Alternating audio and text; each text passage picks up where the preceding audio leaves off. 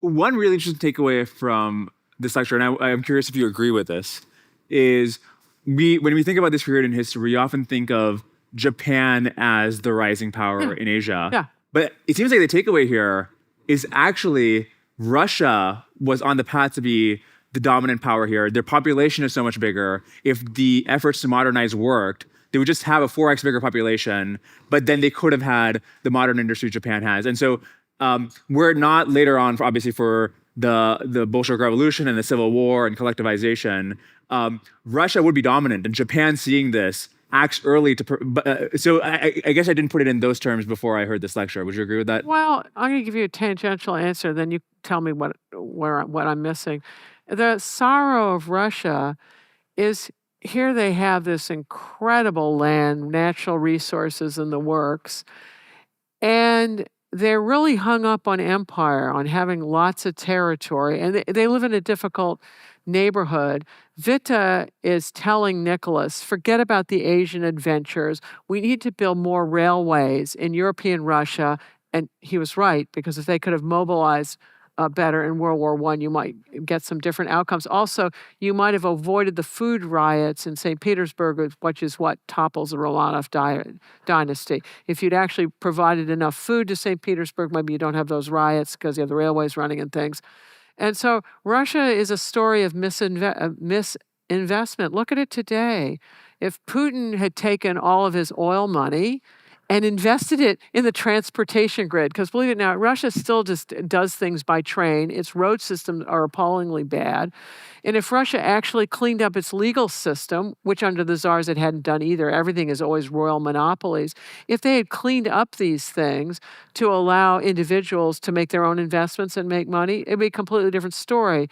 But czars couldn't stand merchants. Communists hated them even more. And cultural differences. And then the Russians aren't known for being meticulous and hardworking the way Japanese are. Russians are known to be hard drinkers, right? And they're also known for being brutal.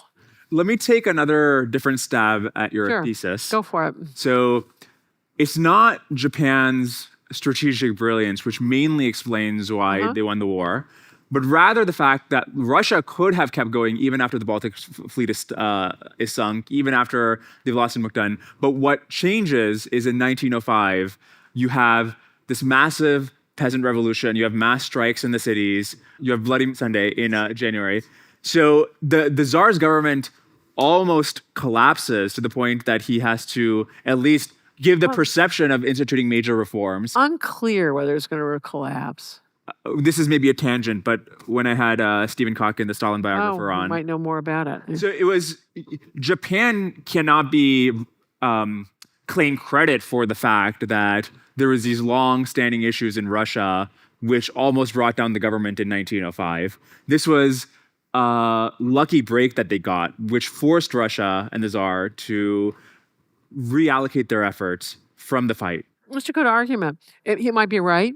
This is why I think we'll never get definitive answers, because you'd have to be in Nicholas II's brain, right? It's an autocracy. What he decides matters. I dare say if he had been Peter the Great, the guy who tortured his only son to death and suffered numerous setbacks, I doubt that he would have had any problems dealing with rioting Russians. He would have figured out who are loyal units and then just blow away whatever's getting in his way. And he would have done his next battle. And then when he won that battle, the Russian Revolution would have gone away, because they would have gone, see, we did it. We got these people.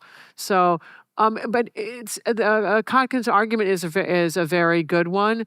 But it's, to me, it's Nicholas II's incompetent leadership is the bigger thing. And then you're arguing about how important is the rebellion and how deep-rooted it is, and you'll never know, right, what this...